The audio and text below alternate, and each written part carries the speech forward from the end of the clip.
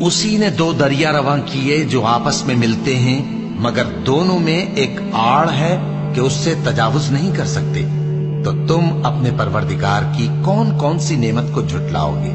ان دونوں دریاؤں سے موتی اور مونگے نکلتے ہیں، تو تم اپنے پروردگار کی کون کون سی نعمت کو جھٹلاؤ گے؟ اور جہاز بھی اسی کے ہیں جو سمندر میں پہاڑوں کی طرح اونچے کھڑے ہوتے ہیں، تو تم اپنے پروردگار کی کون کون سی نعمت کو جھٹلاؤ گے؟ جو مخلوق زمین پر ہے سب کو فنا ہونا ہے، اور تمہارے پروردگار ہی کی ذات جو صاحب جلال و کرم ہے باقی رہے گی۔ تو تم اپنے پروردگار کی کون کون سی نعمت کو جھٹلاؤ گے؟